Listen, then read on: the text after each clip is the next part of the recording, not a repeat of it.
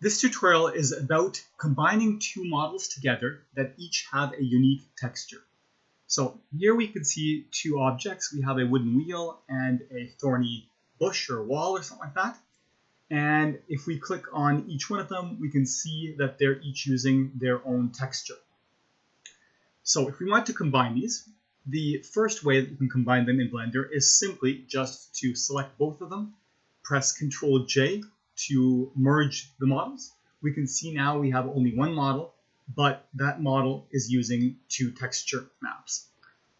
This makes it really easy to update either portions of our one model now, but it's not optimized for games because it's two textures that have to be read and two textures that feed the graphics card. In addition, some software such as Tabletop Simulator don't support multiple textures. So Tabletop Simulator has a OBJ importer that allows you to select one mesh and one texture. So in that case, we have to do something else. So I'm going to undo that. And now option 2 is basically we use one texture for our entire model, so both objects, but we can't do that immediately, because if we do, when both of these objects will use the same texture, their UV mapping will be overlapping. Let me demonstrate that.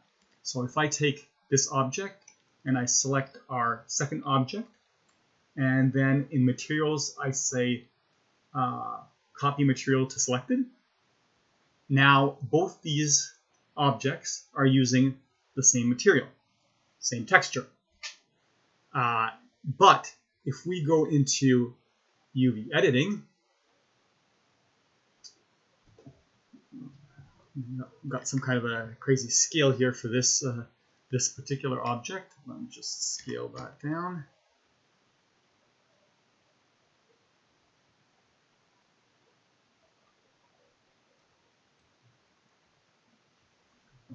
So we can see that if we select the wall of thorns, this is the portion of the texture that's using.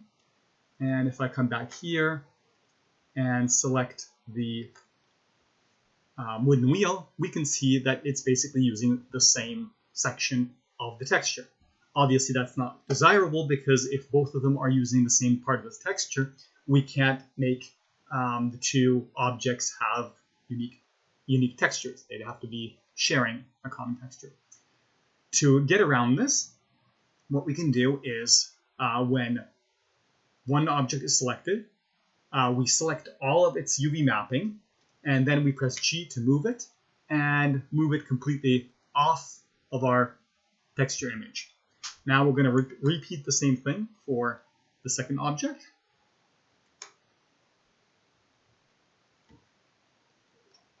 And I'm going to move that off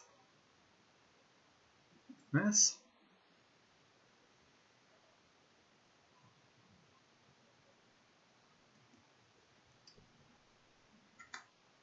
Now, in our case, these two UV mappings didn't use the complete texture area. They used only a portion of it. But let us say, for the sake of argument, that they are using the full area. So the next thing to consider is the size of these objects. In our case, these objects are roughly the same size, so it would be appropriate for their UV mapping to be roughly the same size when sharing our texture. If one of these objects was a lot larger than the other, you might want to mix that ratio so that the texture doesn't change scale. Obviously, there is cases where you might want to do that intentionally, but normally you want a nice uniform scale. So the easiest way to do that is if we make each one of these UV mappings 1/2 of their original size, then we know for sure we can fit both those UV mappings into our texture. We're going to have some space on the side, but that is the sort of the quickest way to do it. So if I go over here, I can now go scale 0.5, and move this, let's say, into this corner. Then I can deselect that, select our other object, scale 0.5, G. Oh.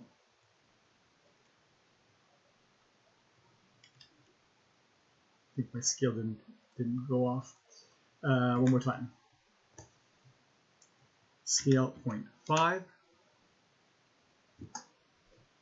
G to move it.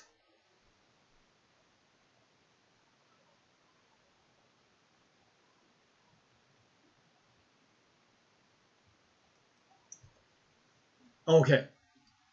Now again, if our UV mapping had taken up the full texture, these would be taking up the full quarter of the cube, and therefore the two would just barely fit. Because our UV mapping was not, we could actually probably scale these a little bit larger, but I'm not going to go to that detail here. So now that we have the UV mapping addressed so that it's not overlapping, we can go and select our two objects, Control J to merge them, and now we have a single object. And when we go here into our edit mode and select everything, we can see that we have the UV mappings addressed so that each UV mapping is unique, that there's no overlap. So now if we create an appropriate texture, we can actually texture each one of these within our single texture. Now, the one thing about this solution is obviously you're going to have, if you only have two pieces, for example, you're going to have a lot of unused texture, but that's not really a concern. If your texture is being encoded with a reasonable encoder, the fact that you have a single color of, that's not being used, an area of the same color, that should not significantly increase the texture file size. And similarly, when feeding the graphics card, the fact that portions of that texture are not being used should not be a significant performance hit. So going with the solution is actually okay.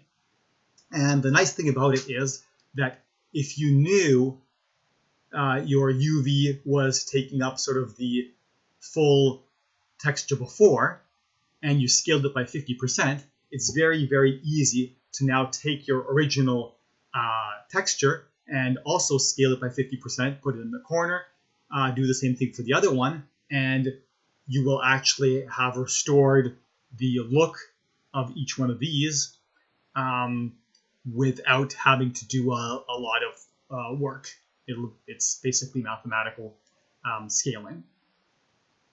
Now, if you don't like this approach, the third option is from here now, you can actually play with the UV mapping by not only just scaling it, but you can actually move parts of the UV mapping around to create a more optimized fill of your texture.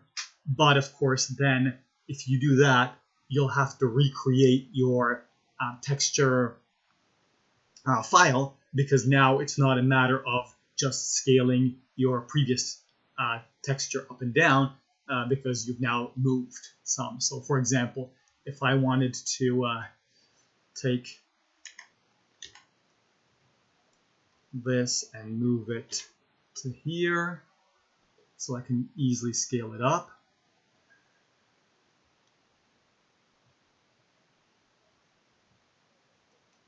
Okay, and let's say I want to move this down here.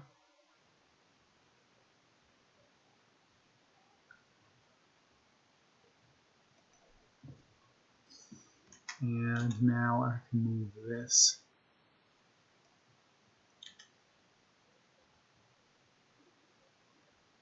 And like this.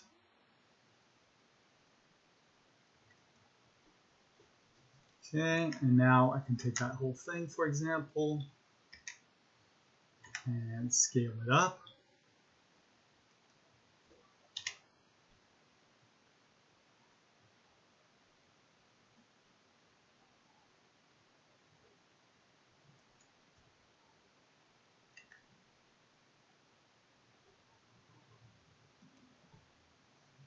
So something like that, for example.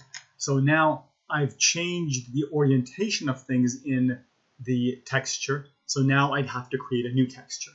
Now, if you do go to that, if you go that route, you can get a more optimized fill of your texture. And what you can do is in the menu here, under UV, you can do Export UV Layout. What this will do is it will create a image file the size of this texture, but with all of these meshes laid out for you. So for example, then you can bring this up into your editor and you have a reference for where to put in your materials. Now, I've shown this process here with the diffuse channel only, but obviously the same applies for all of your other channels, like your metallic, like your roughness and bump maps and everything. The same type of solution can be applied. So that's basically it. Those are the three ways that you can do merging of two objects with unique textures. To recap, the first one was just merge them and you'll have two materials with the asset. The second method was to first move the UV mappings by scaling them so that they don't overlap, and then joining the object. And if you did it by scaling your 50% and putting them nicely in the corner, you can use your original textures, just combine them in a paint program into the respective corners, and it should all line up. And then the option number 3 was to start with that, but then rearrange the content of your UV mapping to produce a better fill of your texture area. But in that case, then you can export the UV mappings because you'll have to create brand new textures. And that's about it.